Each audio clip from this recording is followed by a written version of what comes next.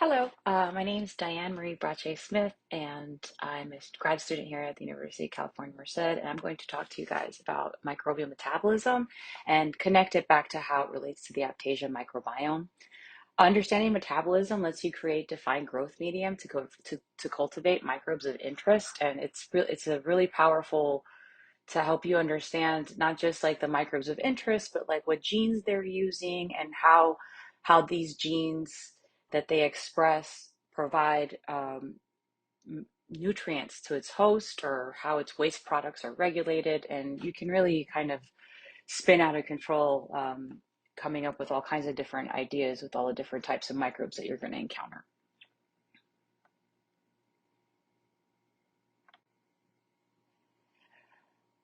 All earthlings on life need carbon, energy, and electrons to grow and live, and the waste products of one organism can feed another.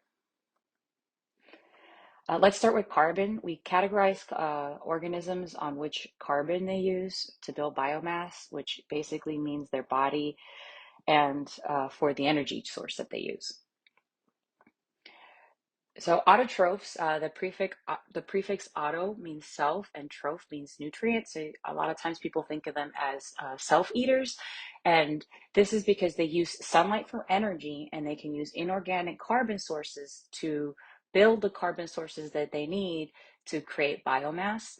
And byproducts of this process is sugar. So they're taking carbon dioxide, water, and sunlight, and they're creating sugar and oxygen.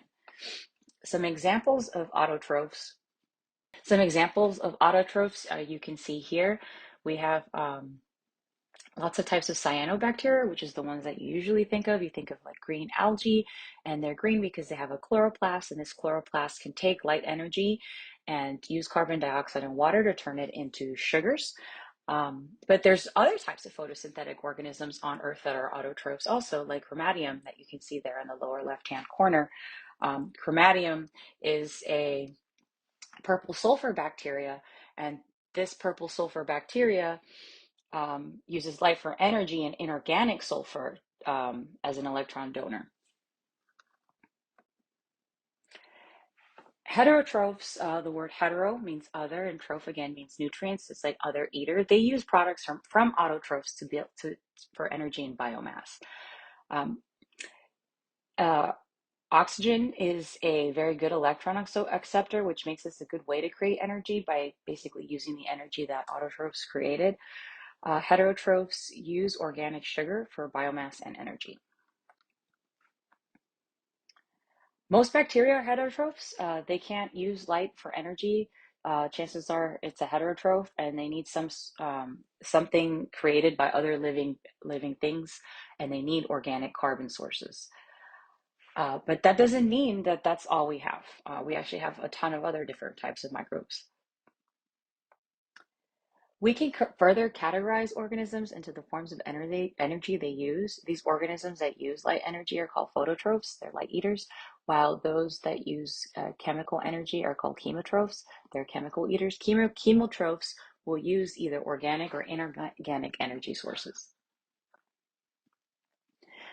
Chemotrophs that use inorganic sources are known as a lithotroph. The prefix litho means rock eater. They're eating minerals, inorganic compounds such as sulfur compounds, nitrogen compounds like nitrite. Lithotrophy is unique in the microbial world. Eukaryotes cannot make energy this way. Organisms that need organic compounds from energy like glucose are organotrophs, or organic eaters. Um, These terms can all be combined to derive a single term that gives you an idea of what an organism is using to meet its basic needs for energy, electrons, and carbon. An interesting property of some microorganisms is their metabolic versatility, which enables them to select their metabolic mode according to the environmental conditions. So an example of that is organisms like algae, cyanobacteria, and purple sulfur bacteria that use light for energy. They'll be a phototroph, right? Now, these same organisms that we were just talking about, they use inorganic electron sources like CO2, carbon dioxide, or hydrogen sulfide, and that gives us litho, right? And the hydrogen sulfide is in the case of the purple sulfur bacteria.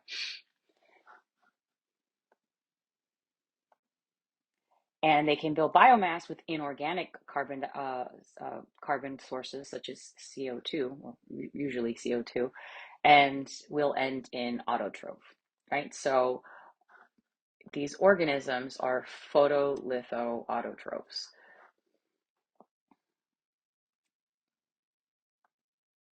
Just because something can photosynthesize does not mean it's exclusively an autotroph. Bacteria are metabolically diverse, and there are many types of photosynthetic bacteria.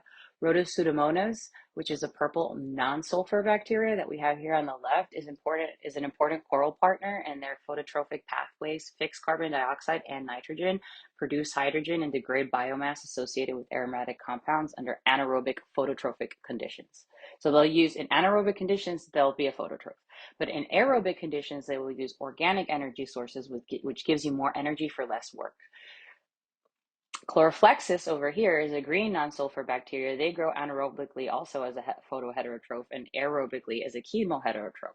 So the term that we'll call these guys is photolithoheterotroph. Chemoorganoheterotrophs are the ones that we usually hear about. Um, they're bacteria or fungi that obtain its energy and carbon for growth and reproduction from organic compounds. They cannot use inorganic sources of compounds.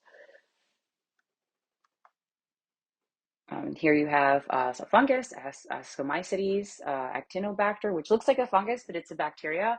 And they fix nitrogen. They're really important in soils. And then you have E. coli here. Everybody's heard about E. coli. Um, he can get a really bad rap, but he is important for human microbiomes.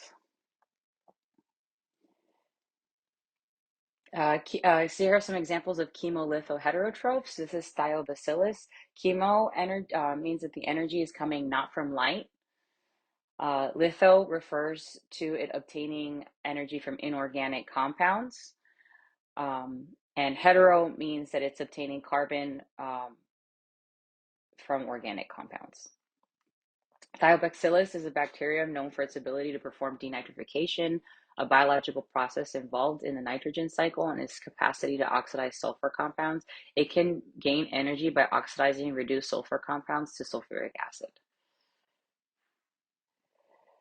Um, so again, chemo, that prefix means that the main energy source is not coming from light. Litho means that it's obtaining energy from inorganic compounds. And auto means that its carbon source is inorganic, such as CO2. And a cool example of that is Candidatus endorhiftia, which is a symbiotic bacteria that's often found associated with certain deep sea marine animals known as tube worms, found in hydrothermal vents. In fact, a lot of these tube worms did not develop a stomach because these symbionts provide them enough nutrition to grow where there is no light.